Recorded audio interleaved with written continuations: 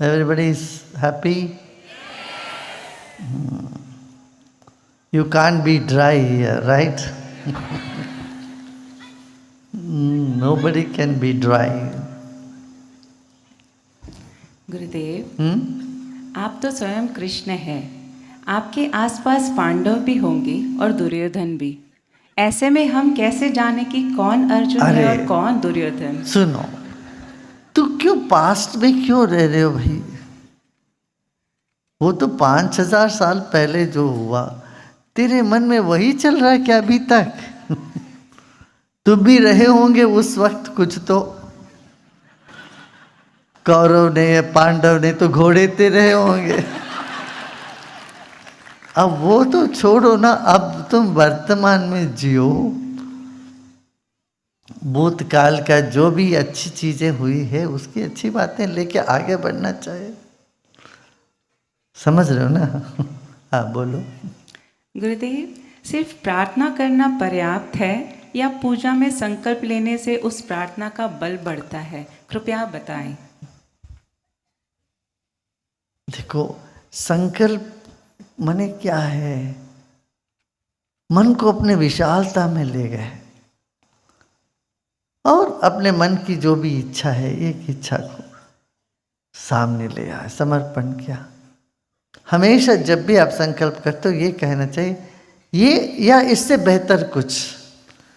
क्या पता तुमको, क्या पता भगवान तुमको तो हीरा मोती देने वाले थे, तुम तो कंकड़ पत्थर मांग लिया। छोटी सी आर्टिफिशियल ज्वेलरी तुमने मांगा, भगवान की इच्छा में तो शायद होगा तुमको और बड़ी चीज़ें देने की। भगवान तो चाहते होंगे तुम्हें, प्रकृति चाहती होगी तुमको एक गाड़ी कार दे दें, तुम तो मोटरसाइकिल मांग लिया हो।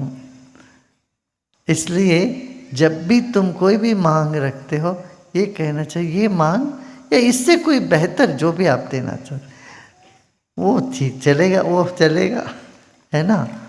संकल्प वैसा ही प्रार्थना के साथ संकल्प लेना। गुरुदेव, ज्ञान साबुन जैसे है जिसे लगा के धोना पड़ता है। ज्ञान को कैसे धोया जाए? ज्ञान को छोड़ने का अर्थ क्या है? नेकी कर कुएं में डाल। कुछ अच्छा काम करने के बाद तुम ये समझो मैंने किया, ये किया, वो किया, उसी में दुखी हो जाओगे। समझ रहे ना? यही है उसका मतलब। ज्ञान का भी अहंकार नहीं होनी चाहिए।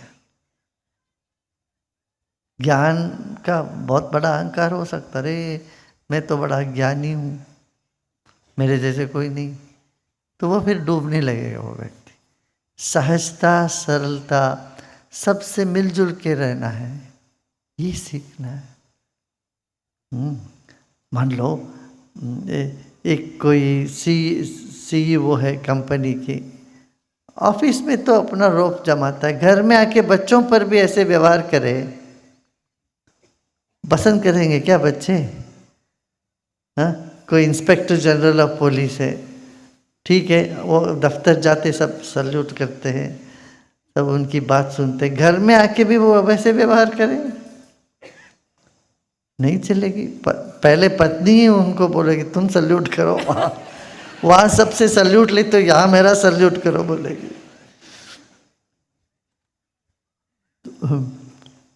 तो इसलिए किसी भी एक पात्र को ऐसे ज्ञानी, बड़े फिलासफर, प्रोफेसर हो, घर में भी वैसे व्यवहार करें, बनेगी नहीं ना बात।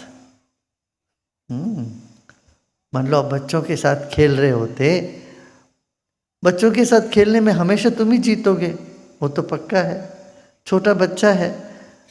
ऐसे करने से वो खेल में कुछ रास है क्या? कभी उस बच्चे को जीतने दो ना, तब तुम अपने पद से नीचे आओ। इस तरह से हमें किसी पद की, किसी ज्ञान की, किसी संपत्ति की, किसी उपलब्धि की गर्व नहीं करना चाहिए। ये सब तुमको दी गई है और तुमसे छीन लिया जाएगा वापस। क्या उसको छोड़ के जाना पड़ेगा तुम्हें?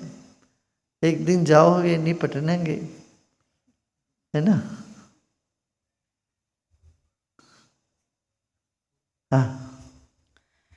गुरुदेव, जीवन के हर क्षेत्र में पक्षपात से लड़ना पड़ता है। पक्षपात का सामना कैसे करना चाहिए? हाँ, लड़ो, धीरज से लड़ो, मुस्कुराते लड़ो। भाई तुमको लगता है किसी को थप्पड़ मारने से वो समझेंगे, थप्पड़ ज़रूर मारो मगर मुस्कुराते मारना। अरे इधर आओ, देखता हूँ, एक थप्पड़ देखो, ये देखो कैसा लगता है, देखो। समझ रहे ना? गुस्से से करोगे तो उसका नुकसान तुम ही को है। एक छोटी सी कहानी चाहिए? हाँ।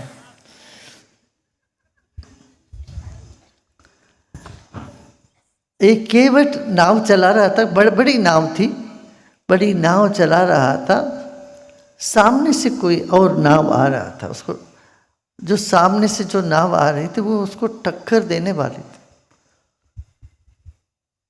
वो दूर से चिल्लाने लगा कि अरे भाई तुम हटो, भाव तेज से है, तुम नाव को उधर मोड़ो, दूसरी तरफ मोड़ो, बाएं मोड़ो, नहीं तो हमको आके इसमें लग जाएगा। वो सामने वाला नाव तो कोई सुन ही नहीं देते। वो नाव आके सीधा, ये इसको गुस्सा इतना आया, वो नाव जितना नज़दीक आता रहा, ये आदमी और गुस्से से जोर से चिल्लाता रहा, ले जाओ उसको, बाएं मोड़ो, तुम बाएं मोड़ो। इतना गुस्सा आया उसको, मगर वो नाव आखिरी में आके ठक्कर मार ही दिया इसको। जब वो नाव इससे ठक्कर मारा, उसके अंदर कोई थे नहीं, खाली नाव था। अब ये 15 मिनट से आधा घंटे से चिल्ला रहा था, उसको गाली गलौज दे रहा था, माँ बाप की गाली दे रहा था, सब दे रहा था। अब देखा वो हवा में चली आ रही थी नाव, जो नाव ठक्कर मारी उसमें कोई नाविक नहीं थी। इनको लगा अरे मैं तो इतना बेवकूफ़ रहा, आधा घंटे मैंने अपना कंठ शोषण किया। समझ में आई बात? ऐसे ही जीवन में कई परिस्थितियां होती है, हम खामखा नाराज होते हैं, तभी नाविक को समझ में आया अरे मैं खामखा इतना देर चिल्लाया, गुस्सा किया, व्यर्थ, इसका कोई प्रयोजन ही नहीं हुआ क्योंकि कोई है ही नहीं वहां। ऐसे ही हम कई बार परेशान होते हैं, गुस्से में आते हैं, मगर जो होना है सो होता रहता है।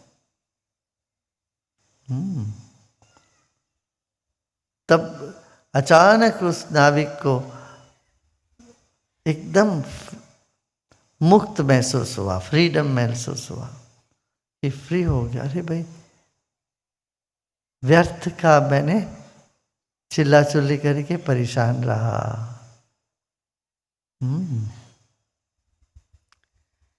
संस्कार क्या होते हैं और इन्हें मिटाना कैसे होता है?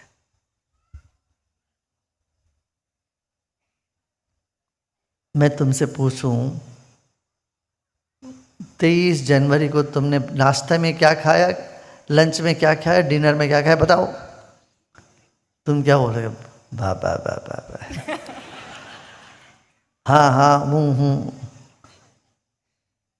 तुम्हें याद नहीं है, खाए तो हो, लंच भी किया, डिनर भी किया, सब किया, मगर याद नहीं है। क्यों?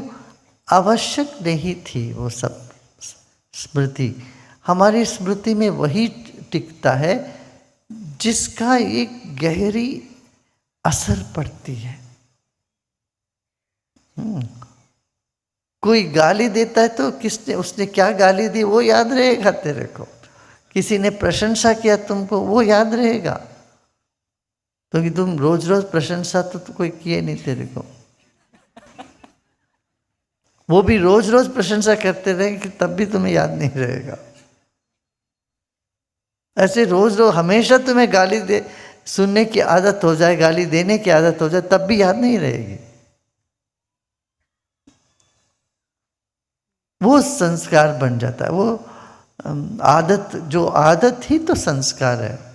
हिंदी में आदत बोलते हैं, संस्कार मतलब वो छाप, चित्त में, हमारे मन में जो छाप पड़ जाती है, उसको मिटाना है, खाली दर्पण बना के रखना है। मन को दर्पण जैसे रखना है, यही कला है। गुरुदेव कहते हैं अलग अलग समय का अलग अलग हमारे तत्व पर प्रभाव डालते हैं, लेकिन हमें पता कैसे चले कि किस समय कौन सा तत्व हावी है? तो बैठ के सोचते रहो, क्या फायदा? अरे कहाँ समय है तुम्हारे पास? हाँ, कौन सी वक्त क्या हो रहा है? घटनाएं तो इतनी जोर से तुम्हें खींची हुई ले जा रही है। हर क्षण मूल्यवान है, इतना ही समझो। ठीक है।